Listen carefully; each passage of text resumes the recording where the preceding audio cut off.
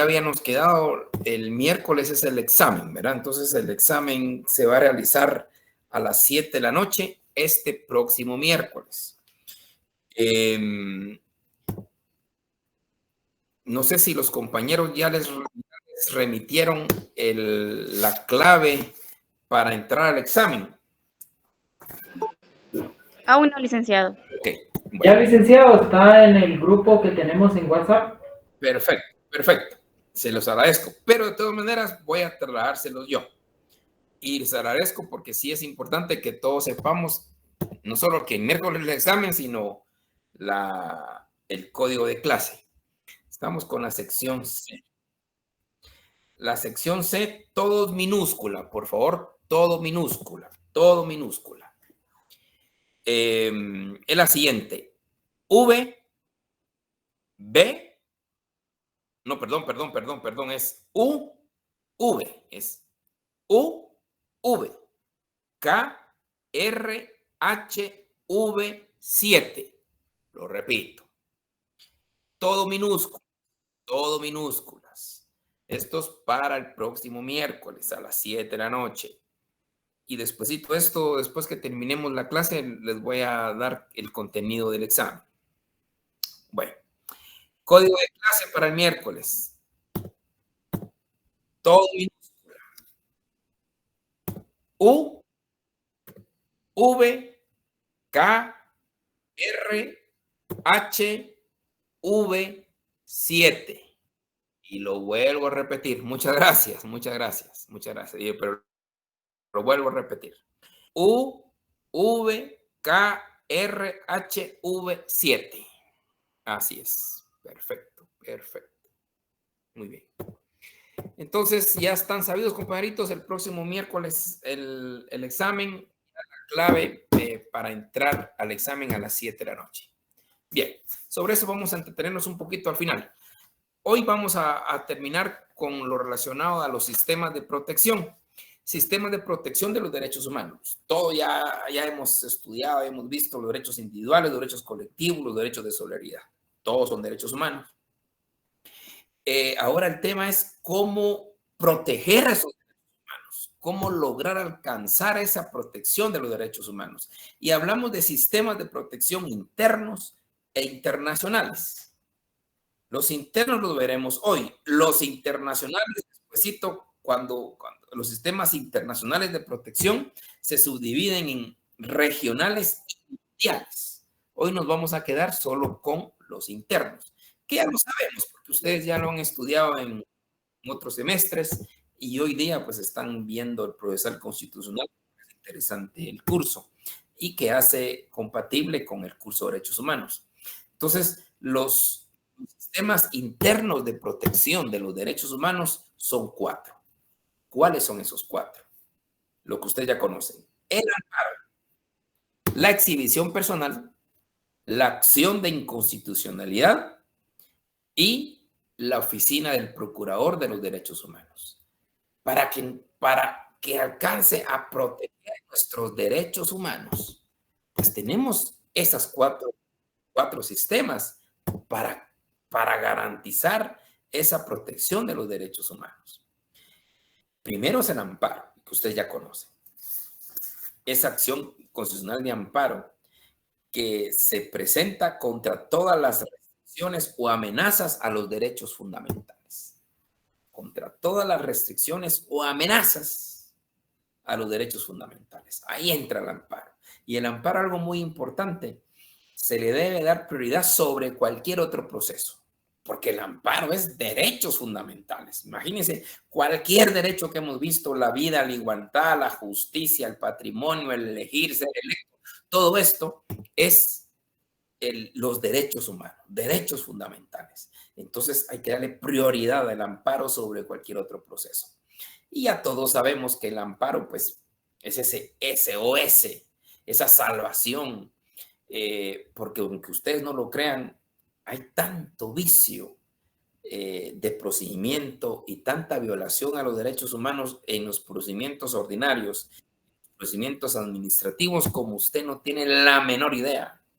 se viola el derecho de defensa, el debido proceso, no se le da audiencia a las partes, a veces ni se le notifica a una de las partes, o simplemente no le quieren recibir un expediente o un memorial. O sea, imagínense cuánta violación a los derechos fundamentales puede existir. Muchísima. Entonces, ahí entra el amparo. En los procesos ordinarios de cualquier materia, y no digamos dentro de los procedimientos administrativos de ámbito laboral o ámbito oficial del Estado, se cometen violaciones, aunque ustedes no crean, o simplemente varían las formas de proceso. Que hay recursos, claro, hay recursos, pero a pesar de los recursos le siguen violentando su derecho humano, entonces procede el amparo. Hay circunstancias que uno no lo cree, pero se dan, que hay jueces que no le quieren emitir el medio de prueba y porque no, y no. Y va a su misma instancia y no. Entonces, ¿qué procede? El amparo. Si a través del amparo se logra reconducir procesos, porque eso es, el amparo sirve exclusivamente para proteger nuestros derechos humanos. Para eso es el amparo. Ampararnos. Ese grito SOS. Mire, fue la justicia ordinaria, y la justicia ordinaria, mire todas las barbaridades cometieron, cuestiones ilegales, no notificaron, cualquier cosa, va al amparo. Por eso es muy sabio entre los presupuestos procesales, que ya todos sabemos, el presupuesto de definitividad, temporalidad y la legitimación activa y pasiva. La definitividad, ya todos sabemos que se hace necesario dotar los recursos ordinarios. Y tiene lógica, porque el juez se pudo haber equivocado y usted a través de un recurso de reconsideración, reposición o lo que sea, lo hace reconsiderar, pues no hay problema.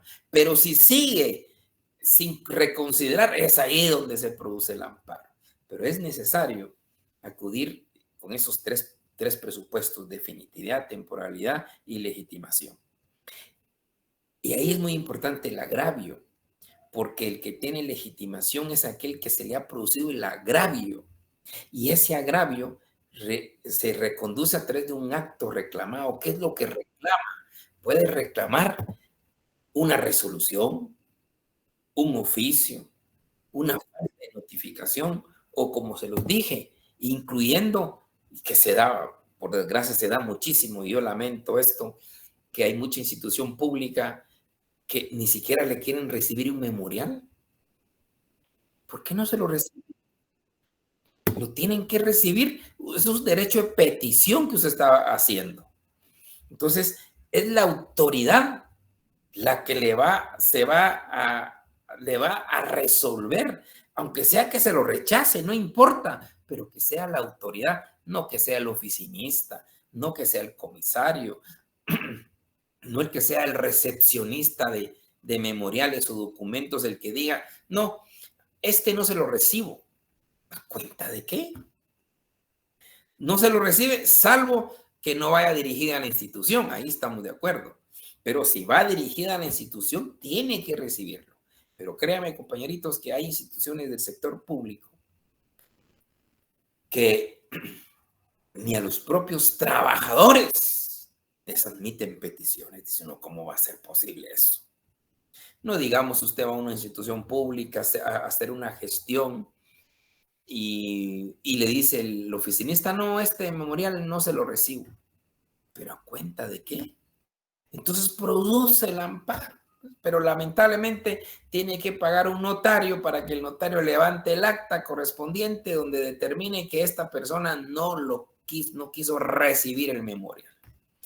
Ya el amparo, el único efecto del amparo es, imagínense toda la vuelta que dan, para que el oficinista le ponga el sello de recibido, lo reciba y que sea la autoridad, como debe ser, la que resuelva su petición. Si es una petición de cualquier índole, no importa que se lo resuelva, se lo rechace con argumentación debida. Es un derecho de petición y créame que se viola constantemente esto. Entonces, ahí entran los derechos humanos. la acción constitucional de amparo resuelve un montón de situaciones que la justicia ordinaria lamentablemente no resuelve. Y por eso hay una cantidad de amparos. Por eso hay crítica con los amparos. Porque dicen es que hacen uso desmedido del amparo, pero ¿y qué? ¿Qué queda? Es nuestro SOS. Es para salvar nuestros derechos. Hay procesos, como ya se los dije, ni siquiera quieren admitirle prueba a alguien a cuenta de qué, por qué no. Que se la admitan y que la califiquen. Ya en la calificada tendrán que determinar si es prudente, si no es viable o qué, o se le da un valor o no. Pero no de entradita, ¿verdad? O sea, tantos abusos, compañeros, de veras ustedes en la vida profesional se van a dar cuenta de que hay tanto abuso, ahí donde entra el amparo. Por eso el amparo, indudablemente, es una acción constitucional que tenemos que tenerla por siempre. Ya el Pacto Internacional de Derechos Civiles y Políticos y el Pacto de San José lo hacen ver también, que toda persona tiene derecho a un amparo. Por eso mismo, para garantizar que todo un proceso no se violen derechos fundamentales. El segundo es la exhibición personal, que eso también ustedes lo saben mucho más que yo. La exhibición personal, su fundamento es estrictamente un derecho fundamental, que es la libertad. Cuando alguien está detenido ilegalmente, entonces cuando alguien está detenido ilegalmente, puede plantear la exhibición personal. O del mismo presupuesto, estando legalmente, sufre vejámenes, ¿verdad? Ese último tema se da muchísimo en prisiones. Lamentablemente, las prisiones dejan a la ley del más fuerte, dejan a las personas.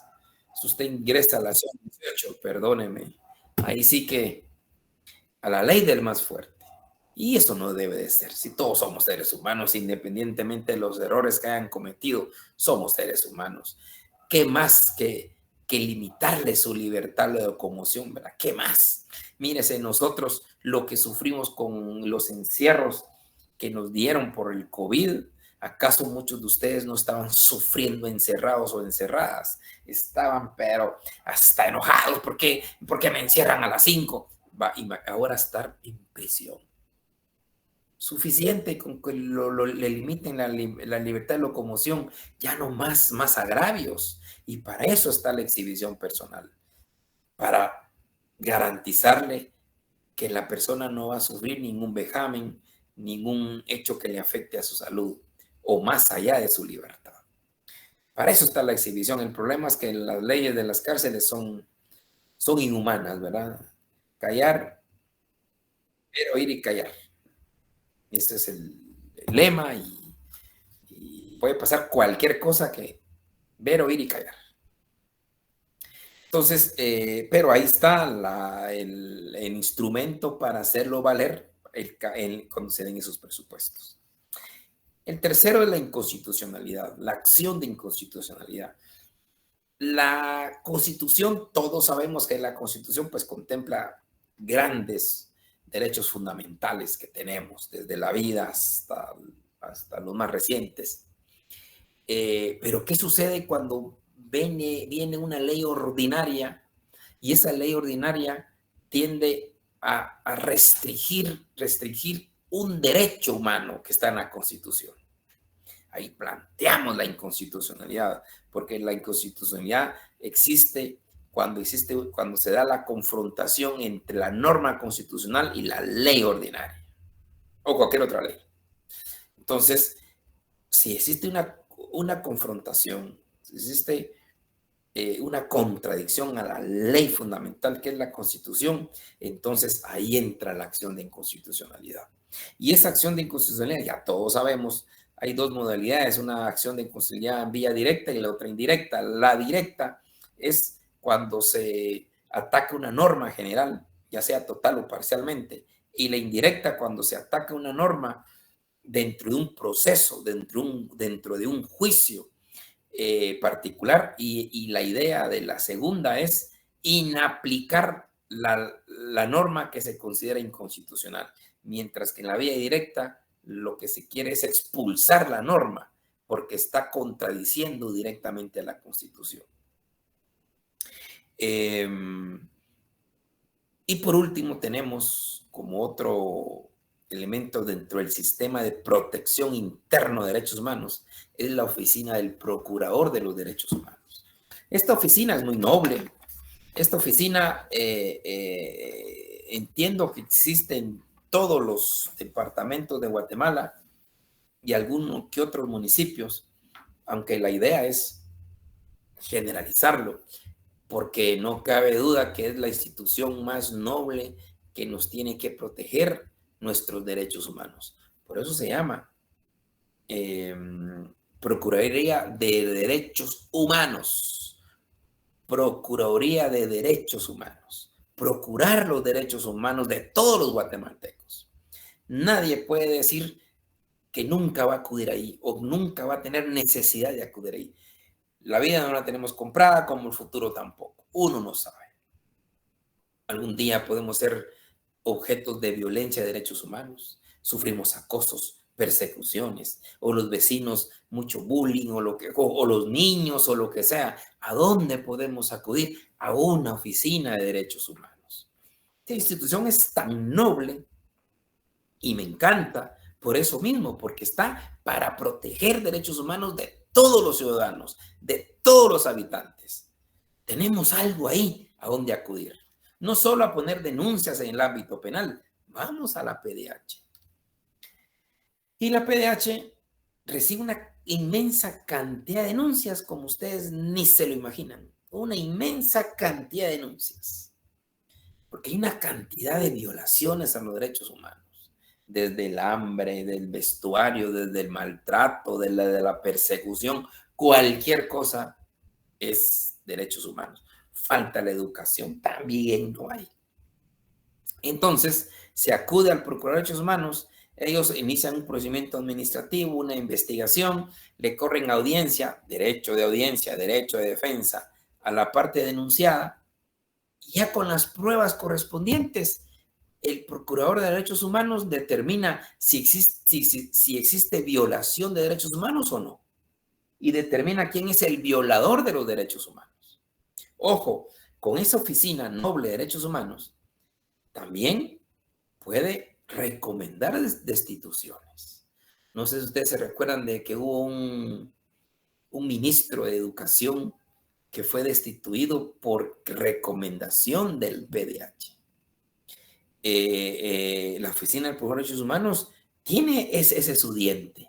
No solo declarar violador de derechos humanos y que nos declaren a nosotros violadores de derechos humanos, créanme que no es nada fácil. Es muy difícil, muy duro. Y puede recomendar destituciones también.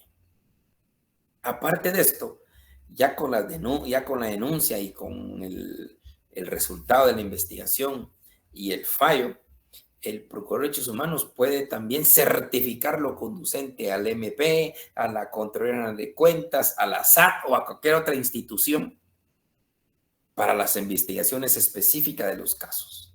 O sea, esa es la Procuraduría de Derechos Humanos. No la veamos como una institución que defiende delincuentes o que no hace nada, no. Recibe denuncias y las investigaciones las hacen ellos. Pero lo bueno de todo esto es conocer que dentro de los sistemas de protección de derechos humanos que nosotros tenemos, aparte del amparo, la exhibición personal y la acción de inconstitucionalidad, tenemos el privilegio de contar con una oficina de derechos humanos que podamos acudir. Cualquier persona puede acudir a hacer valer su denuncia. Entonces, ahí estamos hablando prácticamente con los 4 sistemas de protección internos que tenemos. Son 4. Amparo, exhibición personal, acción de inconstitucionalidad y la oficina del Procurador de los Derechos Humanos.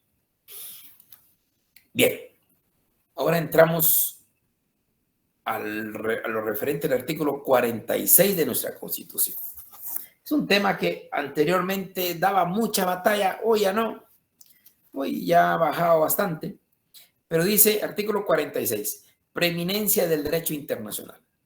Se establece el principio general de que en materia de derechos humanos, concretamente derechos humanos, los tratados y convenios aceptados y ratificados por Guatemala tienen preeminencia sobre el derecho interno. Sobre el derecho interno. La Constitución no es externa. Vamos a ver. El 204. Veamos el 204 de la Constitución. Dice, los tribunales de justicia en toda resolución o sentencia observarán obligadamente el principio de que la Constitución de la República prevalece sobre cualquier ley o tratado.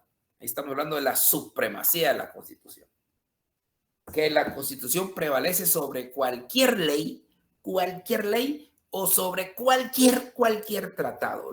Lo dice el 204. Pero ¿qué hacemos con el 46? 46 está diciendo que los tratados de derechos humanos específicamente tienen preeminencia sobre la Constitución. En sentido gramatical, la preeminencia significa anteponerse a algo. En este caso se antepone a la Constitución. Yo les confieso algo, antes, eso lo pueden ver en los primeros libros, antes era la idea, y no está mala, que los derechos humanos, tratados internacionales de derechos humanos, sí tenían preeminencia sobre la Constitución, en sentido gramatical, por una sencilla razón. Los derechos humanos internacionalmente reconocidos van evolucionando constantemente. Esas grandes convenciones, tratados, van en beneficio de quien, no del Estado, sino en beneficio de la población del Estado. Y ahí prevalecería lo que dice el artículo primero de la Constitución, que protege a la persona. El Estado está para las personas. Entonces, si internacionalmente, en materia de derechos humanos, venían a proteger a las personas, entonces, ¿qué mejor? Estaba bien definido en esto, incluyendo, hay un libro interesante que se llama El Catecismo Constitucional de Ramiro de León Carpio. Recordemos que Ramiro de León Carpio, antes de ser presidente de la República, fue procurador de derechos humanos, pero antes de procurador de derechos humanos fue constituyente. Y el artículo 46, muchos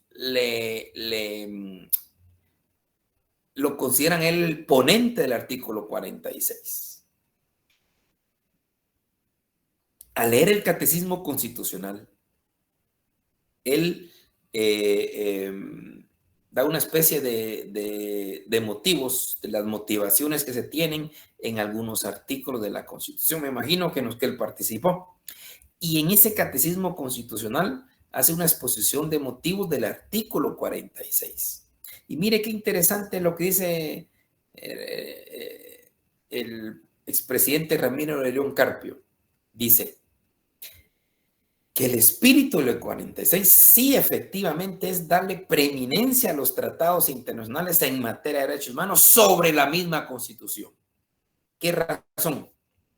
Dice él que los tratados internacionales mundialmente reconocidos difícilmente pueden cambiar, difícilmente pueden ser reformados en perjuicio de la persona.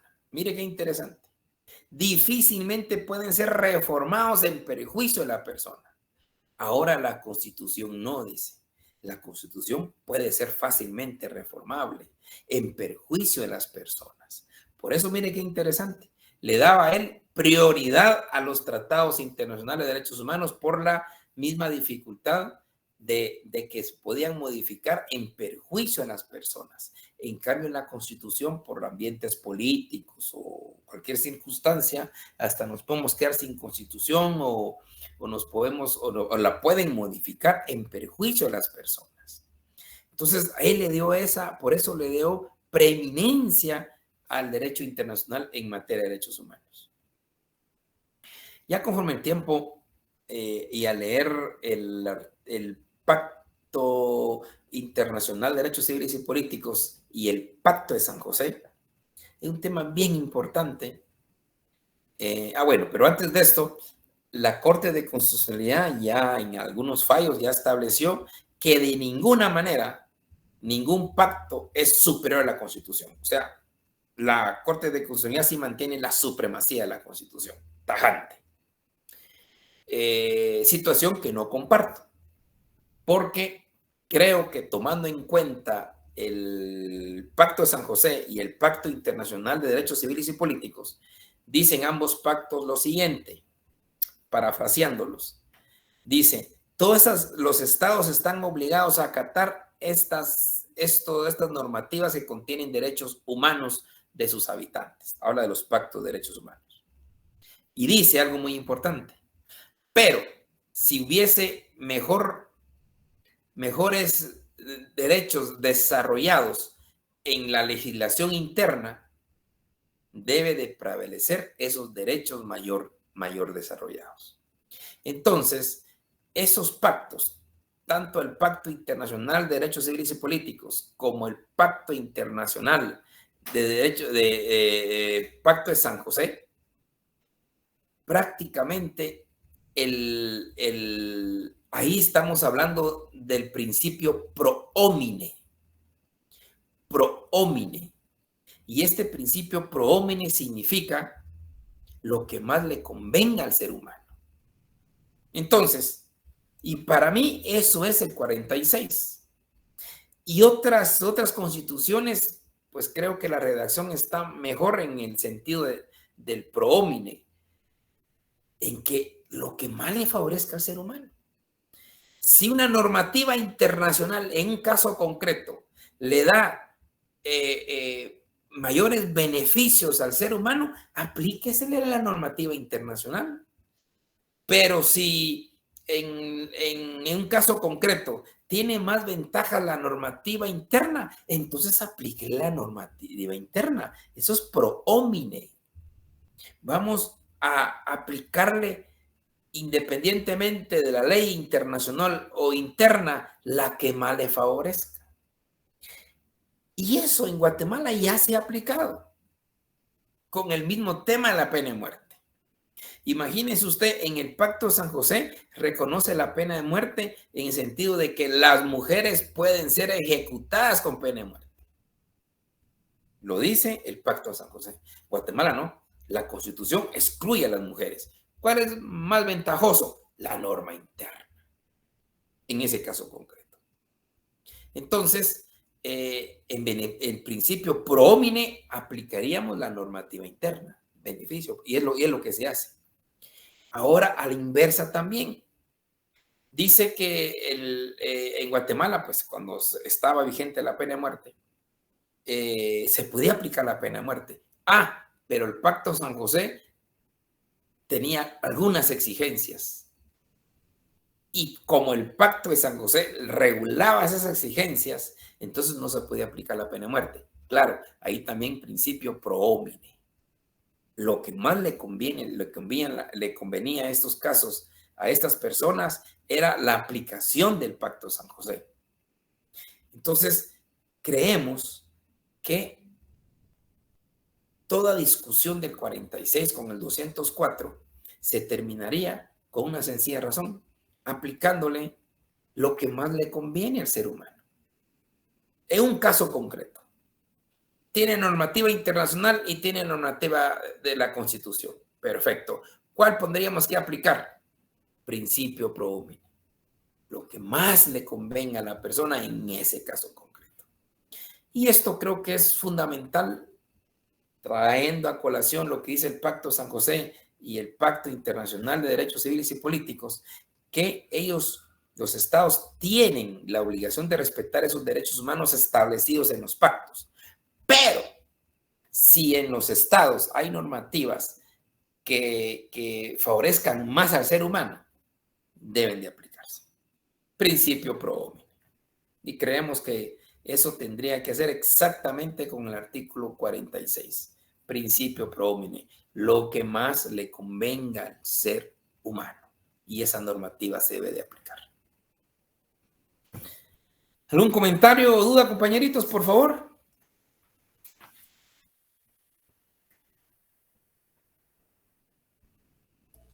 Bueno, tal vez estaba pensando que para Guatemala pareciera que el movimiento de derechos humanos es ideológico y se relativiza mucho. Entonces, eso es importante que los ciudadanos guatemaltecos, pero también las instituciones comprendan que esa valía, ese valor del ser humano es importante, ¿verdad? Porque al momento de responder las denuncias, pues, se puede contestar de parte de jueces, de parte de los organismos, se puede relativizar la respuesta, ¿verdad? Y no darle su lugar a la persona, al individuo como lo merece, ¿verdad? Entonces, sí, que no se quede como idealismo el derecho humano, sino como parte saludable de la sociedad, ¿verdad? Es una lucha que tenemos que ser constante. El idealismo está con las normas, con la Constitución, con los pactos internacionales, ahí lo tenemos. La realidad es otra, ¿verdad? Por ejemplo, el derecho a una vivienda digna, el derecho a una vivienda digna. Todos necesitamos derecho a vivienda digna, pero miramos, hay gente que no tiene casa donde dormir, hay gente que no tiene agua potable, pues esos son derechos económicos, sociales que tenemos que luchar algún día a alcanzarlos. Ahí tenemos los derechos humanos, lo que tenemos que hacer es luchar por ellos. Sí, eso estaba pensando, que el ciudadano guatemalteco, el trabajador del Estado, el funcionario público, tiene que tener como una conciencia, sí, no idealista, sino del entendimiento y del raciocinio de que somos hombres y somos personas, ¿verdad? No solo somos instituciones y yo voy a ganar mis 16,000 pesos al mes y que me importa que se caiga el mundo, ¿verdad? Entonces, para que haya, no solo, decía una compañerita, ¿cómo hago para que llegue agua al corredor seco, ¿verdad? Pero en ese proceso de que llegue agua, primero secuestran el expediente o la propuesta de trabajo para llevar agua al corredor seco y ahí pasan un montón de cosas. Entonces, sí es importante que tengamos conciencia de esos valores, ¿verdad? Perfecto. Me encanta. Excelente. Don Darío, cuénteme. Muy buenas noches a todos, buenas noches, licenciado, gracias por la oportunidad. Al igual, para agregar un poquito respecto al tema de idealismo, creo que también uno de los temas complicados para los derechos humanos y en el tema de idealismo ha sido la igualdad, o me dejará de mentir, Lick, porque inclusive en la actualidad, por ejemplo, la ley de femicidio, creo que, o sea, no es que esté mal pensada, pero por lo menos las formas en que se aplica creo que no son iguales, por ejemplo.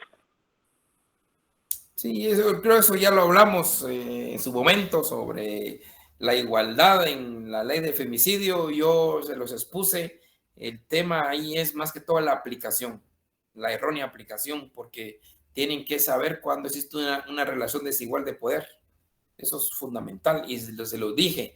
El artículo 3, inciso G, aclara qué relación desigual de poder.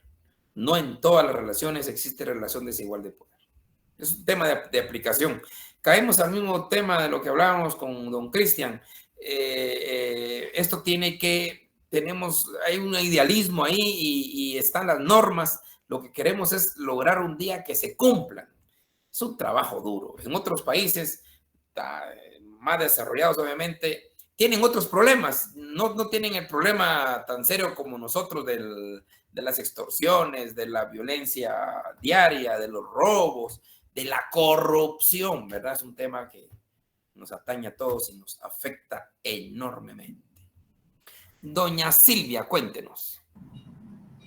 Gracias, licenciado. Solo el doña sí me dolió. Hombre, lo digo doña por respeto, ¿vieron? Yo sé que son jovencitos, son jovencísimos. El único viejo que soy yo. Pero yo para no sentirme solo. Va. Está bien, lo acompañamos.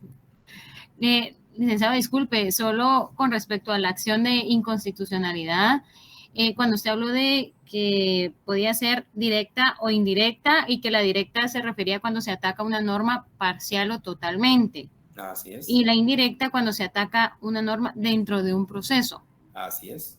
Ah, ok. Así es, en un caso concreto.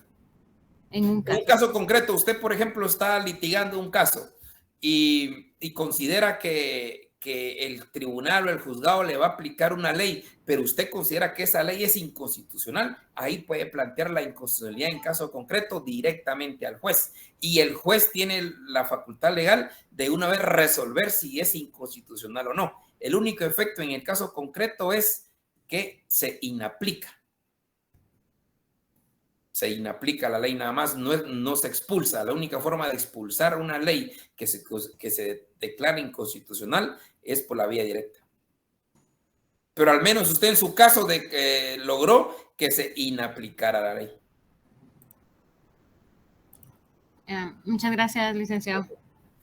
Don Carlos, cuénteme. Gracias, licenciado. Buenas noches. Sí, fíjese que estaba analizando el artículo 46, ¿verdad?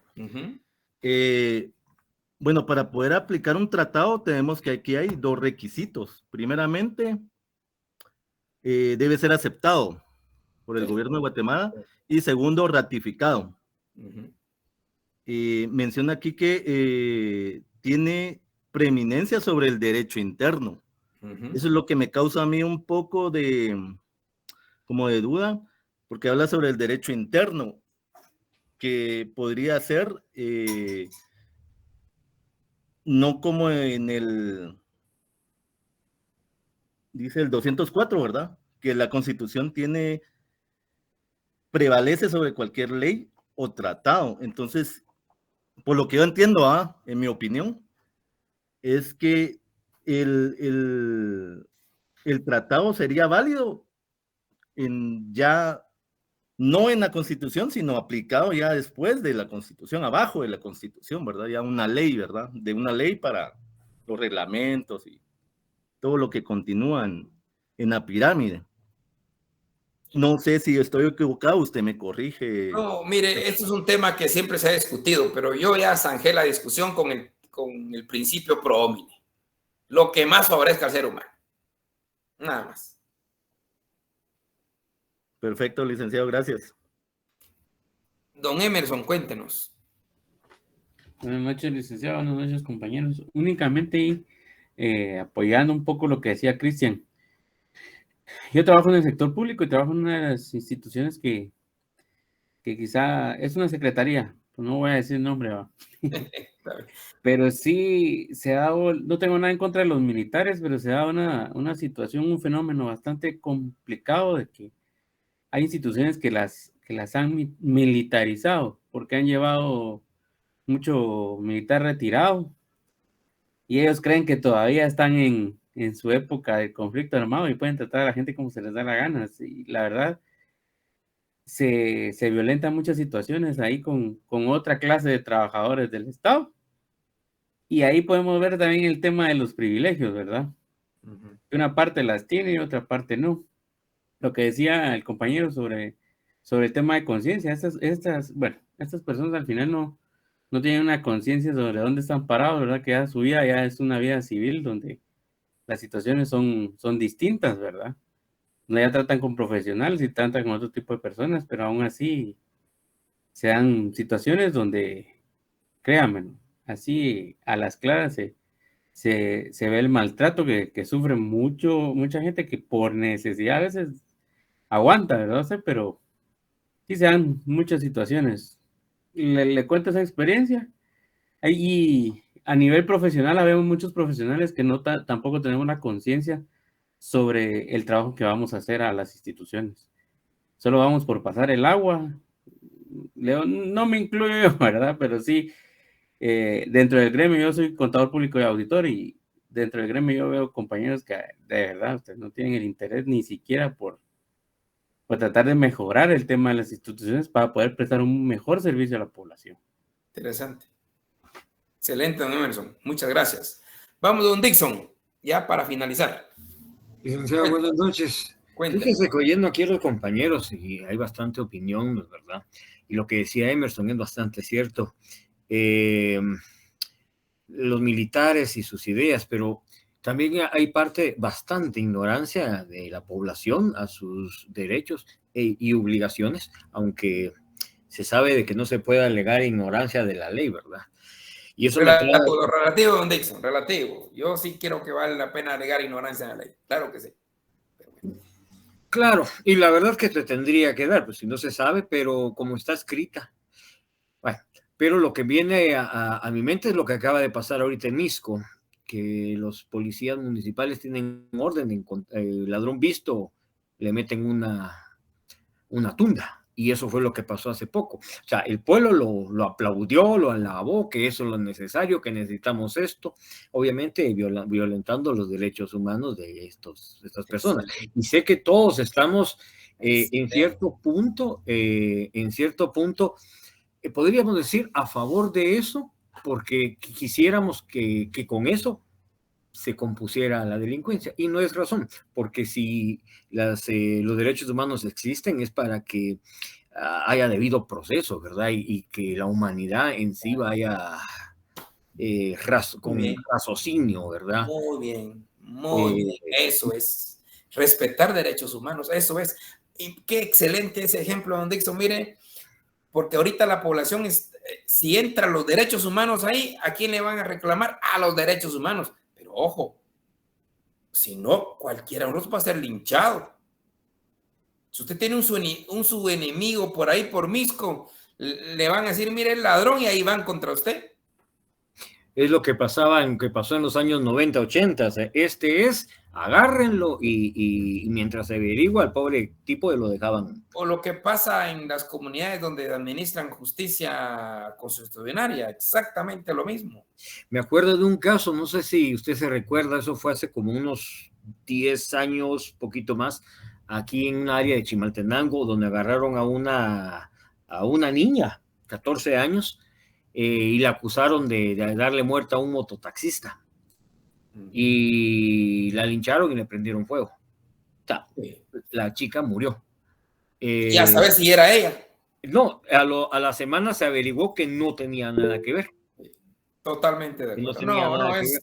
Esto es un tema, por eso estamos de derechos humanos, ser conciencia, simplemente respetar el debido proceso. El debido proceso no es una sanción inmediata y apalear lo inmediato, eso no. Y tampoco ninguna autoridad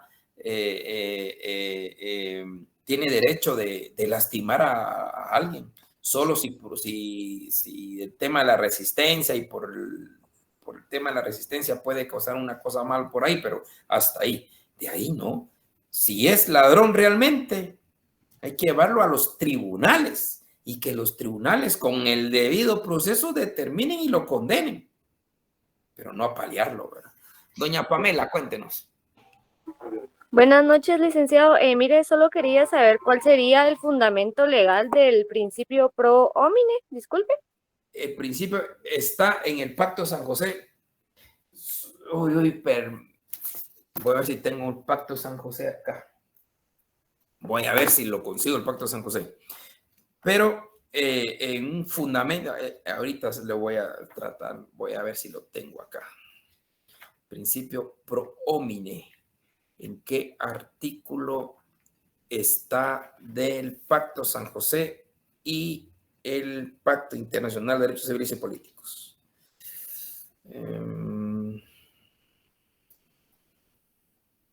Sí. En el artículo 29 del Pacto San José y artículo 5 del Pacto Internacional de Derechos Civiles y Políticos. Pacto San José, artículo 29 y artículo 5 del Pacto Internacional de Derechos Civiles y Políticos. Ahí estamos. Gracias, licenciado. Bueno, jovenazos, ahora entramos para su examen, ¿verdad? El examen pues, ya es el miércoles a las 7 de la noche. Ya les pasé el dato correspondiente. Ahora lo que entra en el examen es hasta lo que vimos el día de hoy. Lo que vimos el día de hoy entra al examen. y sumándole un poquito más, la historia de derechos humanos que le encuentran ustedes en el libro, que son 5 o 6 paginitas, o sea, no estamos hablando de 30 páginas, son 5 o 6 paginitas, la historia de derechos humanos que se encuentra en el libro. Es lo que entra en el examen, compañeros. Entonces, prácticamente de aquí nos miraríamos hasta el 28 de agosto, porque ustedes examinan la semana esta que viene y la otra semana. Terminan el jueves 24, pero yo les quiero pedir permiso el viernes 25 para estar directamente el 28 de agosto. Con otra información, no va a haber exposición el 28 de agosto ni el 1 de septiembre por la premura de los exámenes, pero empezarán las exposiciones. Primeros 3 grupos, creo que es el 4 de septiembre. Sí, sí es. 4 de septiembre. Sí, el lunes 4 de septiembre empezarían los primeros 3 grupos. Hay que prepararse cada día 3 o 4 grupos, porque entre más rápido pasamos, mucho que mejor. O sea, tendríamos que ver lo relacionado a que el día cuando se examinen y terminen los exámenes, nos miraríamos el 28 de agosto, pero ahí no va a haber exposiciones. La exposición empieza, primeros 3 grupos, empezará el 4 de septiembre. El 28 nosotros estamos con el mismo curso sin ningún problema, pero el 4 de septiembre ya arrancaríamos lo que es el segundo parcial, con ustedes, que es el que abarca las exposiciones. Y bueno, Steve, solo exposiciones, no quiero trabajos, solo exposición. Entonces, ahorita estas 2 semanas que tienen sus exámenes y los días que no voy a estar con ustedes, empiecen a prepararse para pasar ya directamente el 4 de septiembre. ¿Estamos de acuerdo, compañeros? Sí, licenciado, gracias. Sí, don Cristian, cuéntenos. Sí, disculpe, solo no me quedó claro si íbamos a tener examen. No. No, ¿cómo sí? ¿Examen de qué? Examen de segundo, examen parcial. Segundo parcial, no, su examen es su exposición. Gracias. Don Darío, cuéntanos. De nuevo, perdone, también tenía una dudita. ¿Sí? En ese sentido, en la exposición, entonces, ¿todos los integrantes del grupo tienen que exponer o no? No, pregunta. Dijimos solo 2, máximo 2. Con uno que exponga suficiente, máximo 2. Gracias, Lick, es que yo creo que yo no me conecté a esa clase ese día, por eso tenía la duda. Ustedes van a estar viendo quiénes realmente trabajan y quiénes no trabajan, ¿verdad? Ustedes me lo van a decir. ¿Estamos? Pasen un feliz fin de semana, ese puente larguísimo, y que tengan suerte en sus exámenes y nos miramos el 28 de agosto, por favor, 28 de agosto. Don Irving, cuéntenos. Ok. Buenas noches, se cuidan. Gracias, Rick. Hasta el 28 de agosto. Buenas noches. Feliz noche.